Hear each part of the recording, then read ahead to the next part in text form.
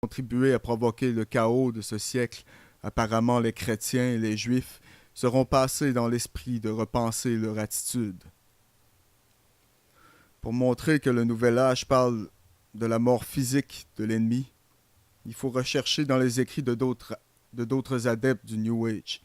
Un autre croyant a écrit sur le sujet de la destruction de ceux qui n'acceptent pas la nouvelle religion.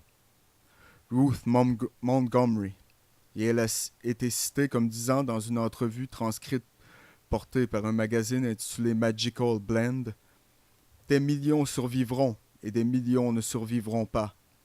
Ceux qui ne survivront pas passeront à l'état d'esprit, car il n'y a pas vraiment de mort. Les estimations du nombre à périr ont été faites par certains adeptes du New Age. Celui qui a fait une telle estimation est John Randolph Price, qui a été cité par Tex Mars dans son livre sur le Nouvel Âge. Et il a dit que John Randolph Price a été informé par son guide spirituel que jusqu'à 2,5 milliards périront dans le chaos à venir. Et nous savons déjà que l'objectif du plan baptisé Global 2000 est d'épuiser la population de 2 milliards de personnes dans la première moitié du 21e siècle. L'estimation est d'environ la moitié de la population mondiale actuelle, 2,5 milliards. Une autre estimation du nombre requis à mourir parce qu'ils n'acceptent pas la nouvelle religion a été offerte par le soi-disant maître tibétain Djwhal Khul, qui a dit dans une de ses expériences de canalisation que le tiers de toute l'humanité doivent mourir dans la première partie du 21e siècle.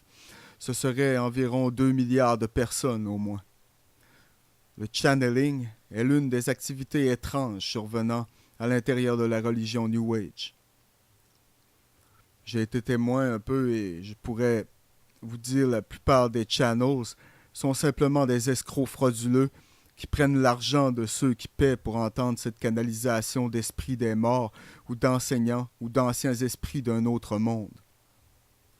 Certains d'entre les croyants affirment qu'ils ont la possibilité d'invoquer l'esprit défunt de quelqu'un qui a vécu de nombreuses années avant. Bien souvent, ces esprits prétendent être les maîtres ascensionnés, ceux qui sont partis à la découverte des vérités éternelles de toute la création. Une de ces croyantes qui prétend être en contact avec un maître était Alice Bailey, mentionnée précédemment.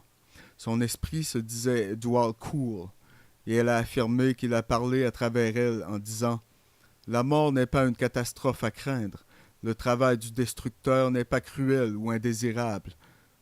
Donc, il y a beaucoup de destruction autorisée par les gardiens du plan et beaucoup de mal tourné en bien. »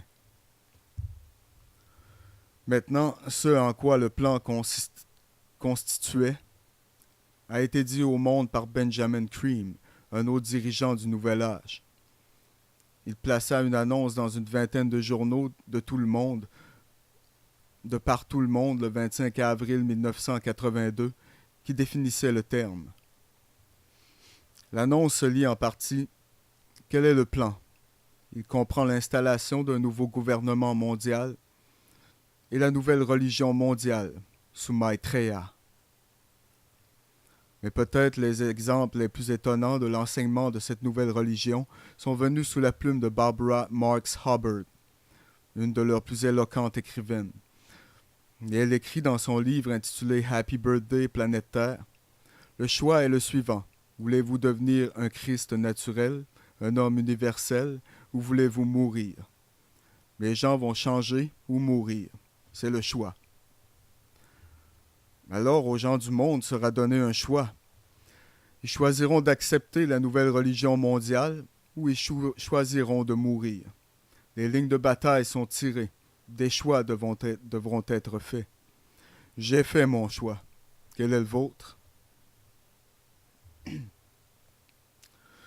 Certains des socialistes de premier plan de par le passé ont montré qu'ils ont eux aussi choisi des côtés. Un de ces personnages était Adolf Hitler, la tête du gouvernement allemand au cours de la Seconde Guerre mondiale, qui n'avait pas de conviction que l'assassinat de plus de 50 millions de personnes au cours de cette guerre était une erreur. Il se considérait comme un agent de ce Dieu invisible dans la réduction de la population des personnes qu'il considérait comme indésirables.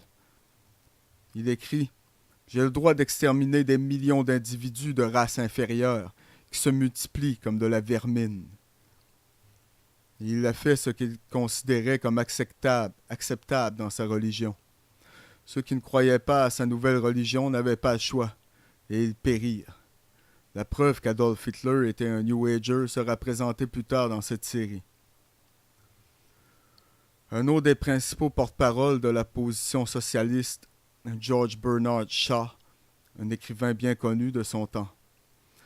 Il a écrit un livre intitulé « Guide de la femme intelligente vers le socialisme », dans lequel il déclarait « J'ai aussi dit très clairement que le socialisme signifie l'inégalité du revenu, des revenus, je veux dire l'égalité des revenus ou rien. Et sous le socialisme, vous ne seriez pas autorisé à être pauvre. Vous seriez forcément nourri, vêtu, logé, éduqué et utilisé, que cela vous plaise ou non, que vous soyez utile ou non. Même si l'on découvrait que vous n'aviez pas le caractère et l'industrie assez pour mériter tout ce mal, vous pourriez être exécuté de manière bien. Mais si vous seriez autorisé à vivre, vous devriez bien vivre.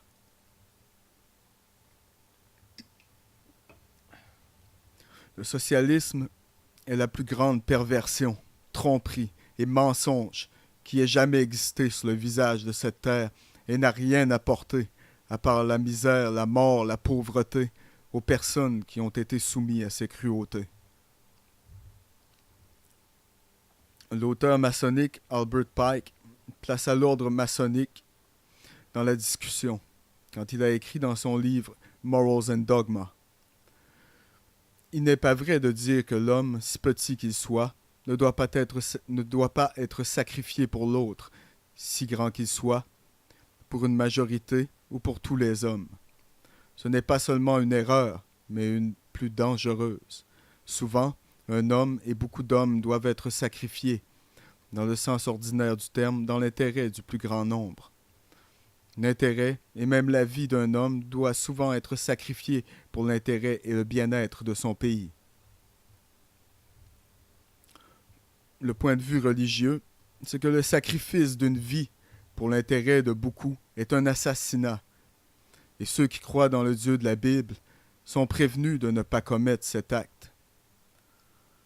Le commandement contre cette pratique se trouve dans l'Exode 20, verset 13 de l'Ancien Testament et dans Matthieu 5, verset 21 dans le Nouveau.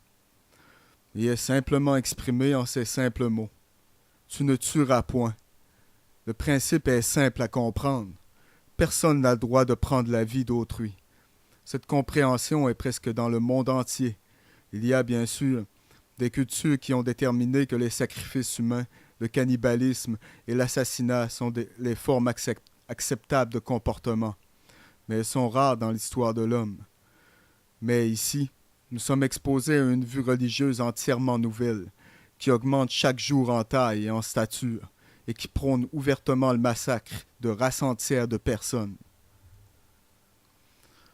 Adam Weishaupt, le fondateur de la branche bavaroise d'Illuminati, a également approuvé cette nouvelle conviction que le meurtre n'était pas inapproprié en l'incluant dans la cérémonie d'initiation de l'ordre. Son initiateur a dit à l'initié « Voici votre secret. Si, pour détruire toute la chrétienté, toutes les religions, nous avons prétendu avoir la seule religion vraie, n'oubliez pas que la fin justifie les moyens et que le sage doit prendre tous les moyens de faire le bien, que le méchant prend pour faire le mal. » L'initié est informé qu'il pouvait utiliser tous les moyens, assassiner inclus, pour atteindre les objectifs de l'association qui joignait, et que le principal objectif des Illuminati était la destruction de toute religion, y compris le christianisme. Cela signifie que si les chrétiens physiquement barraient la route, ils seraient tout simplement éliminés en les assassinant. Weishaupt est même allé jusqu'à dire que ceux Quiconque n'est pas disposé à prendre la vie d'autrui n'était pas apte à rejoindre les Illuminati. Il a écrit ce qui suit dans une lettre à un collègue en 1778. « Aucun homme n'est bon pour notre ordre qui n'est pas prêt à aller à toutes les longueurs. » Weishaupt a écrit que, cette fois en utilisant des mots différents, cela peut être fait d'aucune autre manière que par des sociétés secrètes qui vont par degrés et en silence s'emparer du gouvernement et des États et faire usage de ces moyens à cette fin, ce qu'utilise l'injuste pour atteindre les extrémités de la base. Maintenant, Weishaupt, mes amis, était au courant de l'énorme pouvoir du gouvernement et il désirait son pouvoir pour ses membres. Il engagea son organisation à son infiltration. Puis, il engagea à des fins indicibles tout ce qui pourrait faire avancer l'objectif de l'Illuminati. Il est même allé jusqu'à accorder la permission à ses membres de fausser la vérité par le mensonge pour atteindre leurs objectifs. Il a écrit ceci. Il ne doit pas y avoir un seul but qui ne vienne jamais en vue, qui peuvent trahir nos objectifs contre la religion et l'État.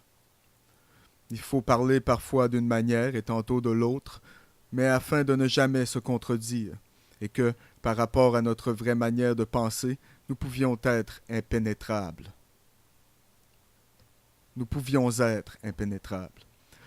Et vous vous demandez pourquoi les politiciens mentent sans cesse, brisent continuellement leurs promesses, et peu importe qui vous choisissez, conservateur ou démocrate ou républicain ou nommez-les, cela ne fait aucune différence.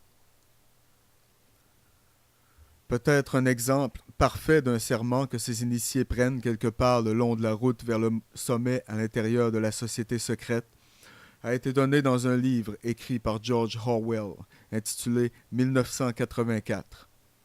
M. Orwell a un initié dans une société secrète appelée la Confrérie, dans son histoire, a posé ces questions. Êtes-vous prêt à donner votre vie? Êtes-vous prêt à commettre l'assassinat? Êtes-vous prêt à commettre des actes de sabotage qui peuvent causer la mort de centaines d'innocents? Êtes-vous prêt à trahir votre pays pour des puissances étrangères? Êtes-vous prêt à tricher, à forger, au chantage, à corrompre l'esprit des enfants, à distribuer des médicaments d'accoutumance, à encourager la prostitution, à diffuser des maladies vénériennes, à faire tout ce qui est susceptible de provoquer la démoralisation et à affaiblir la puissance des gens? Êtes-vous prêt à vous suicider si et quand nous vous ordonnons de le faire? Cela, mes amis, est un exemple de la philosophie que la fin justifie les moyens. L'initié doit faire comme il était nécessaire, aussi longtemps que l'acte bénéficiait à la fraternité. Il n'y a pas de morale en vertu de ce serment.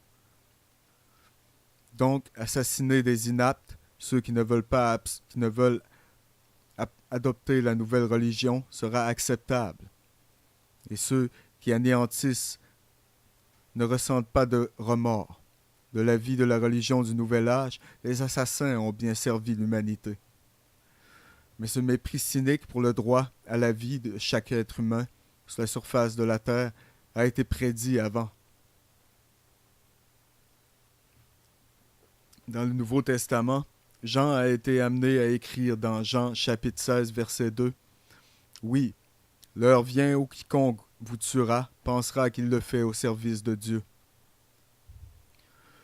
Le nouvel ordre mondial, mesdames et messieurs, naviguera dans une mer de sang. Nous avons à prendre une courte pause. Ne pas s'en aller. Je reviens tout de suite après cette courte pause.